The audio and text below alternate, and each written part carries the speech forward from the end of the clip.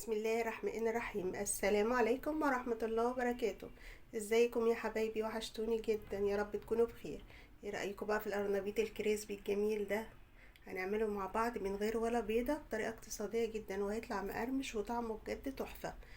يلا بينا بقى ندخل على الفيديو، واللي ما اشتركش يشترك ويفعل زر الجرس عشان يوصلوا مني كل جديد انا بنزله. يلا بقى نشوف بقى القرمشة بتاعته.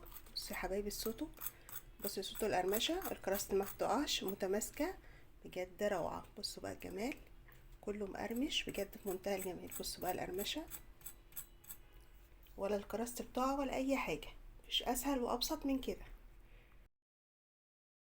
هنا القرنبيطة بتاعتنا بصوا حلوة ومدورة كده، هنبتدي بقى نقطعها مع بعض. زهرات كده حسب ما احنا عايزين، يعني حسب الحجم اللي حابينه.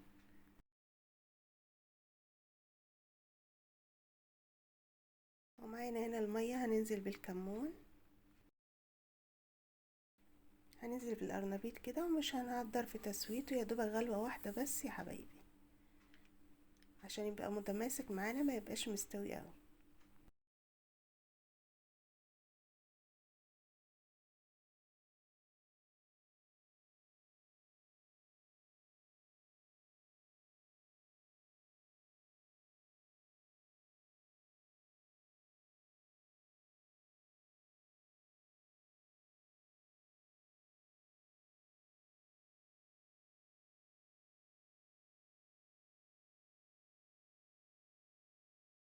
وكده خلاص هنبتدي نشوفه كده، مش عايزينه تسوية كاملة، بس كده وهنطلعه. هنروح بقى ايه تحت الحنفية على مية ساقعة يا حبايبي، عشان نوقف التسوية بتاعته ما يتهرش معانا.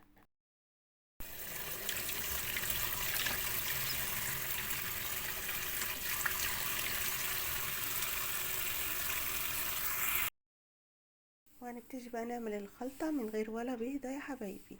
هننزل بكده بكوباية دقيق، ومعلقتين نشا، وهننزل بيكنج باودر،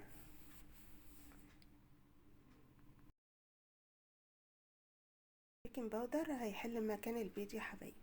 وهننزل كده بالتوابل بتاعتنا، كمون، بابريكا،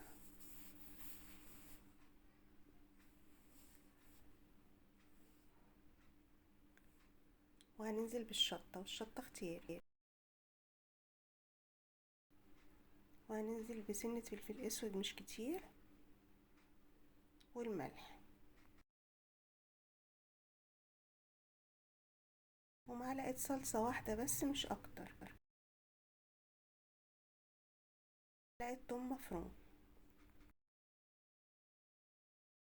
وهننزل كده بالمية، ونبتدي نقلب بقى ايه حسب السمك اللي انتوا عايزينه. انا عايزة هنا مش تقيل قوي ومش خفيف، عايزاه وسط.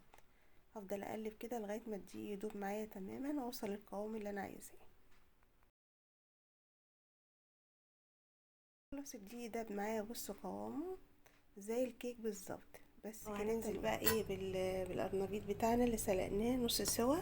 ما تزودوش قوي يا حبايبي في سوا القرنبيط، عشان ايه ما يبقاش طري معاكوا كده، يبقى ماسك نفسه.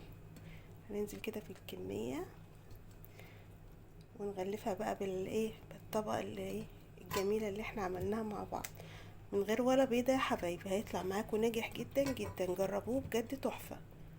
اللي ما جربوش فايته كتير بجد. بص بقى الخليط ما يبقاش ايه تقيل قوي ولا خفيف قوي، يبقى الخليط ايه متوسط. هنغطس بقى كده القرنبيط، الخليط الجميل بتاعنا بجد ريحته حلوة جدا جدا يا حبايبي. جربوا الطريقة بتاعتي هتعجبكم قوي. هنغلفه كده ونطلعه بقى، بصوا ما شاء الله تحفة بجد. هنكمل كده الباقي بنفس الطريقة. هنحاول بس نغلفها كويس من كل الجوانب. بصوا بقى الجمال بجد تحفة، اقتصادي وفي نفس الوقت حلو جدا وطعمه جميل، وهيعجبكم قوي يا حبايبي. جربوه بالطريقه دي تحفه بجد. اللي ما جربش القرنبيط من غير بيض فايته كتير، هيطلع معانا مقرمش، وهتشوفوا بقى الطبقات بتاعته هتطلع عامله ازاي. بصوا بقى الجمال. هنكمل بقى الكميه كلها كده، نرجع لكم. كده عملنا الكفر للقرنبيط، هنحطه بس في الفريزر لمدة 10 دقايق ونرجع بقى نعمله الكفر الاخير يا حبايبي. معايا هنا فيجيتار حار، حابين تستخدموا بقسماط براحتكم، بس الفيجيتار بيديني نتيجة حلوة جدا. ونزلت عليه بمعلقتين نشا بس كده مش اكتر. هننزل بقى بالقرنبيط بتاعنا، بص بقى لونه بجد تحفة. هننزل كده فيه ايه ونعمله بقى الكراست الاخيرة بتاعته، هيطلع معاكم بجد تحفة. جربوا الطريقة بتاعتي هتعجبكم جدا يا حبايبي. طبعا كلنا بنحب القرنبيط، مفيش حد ما بيحبوش.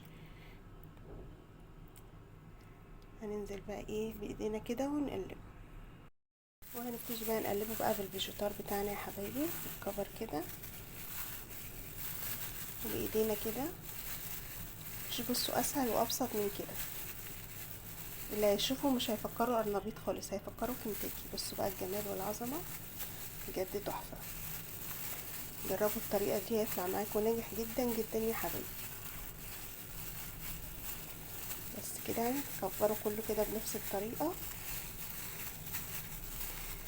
والفيجيتار بقى بيديله طعم وريحه بجد تحفه. بس كده، بس كده هنفضه بقى من الدقيق وناخده بقى على الزيت على طول. بصوا بقى جمال بجد تحفه. يلا بينا بقى على الزيت يا حبايبي، زيت سخن، وننزل بقى بالقرنبيط بتاعنا. بصوا بقى الجمال بجد تحفه.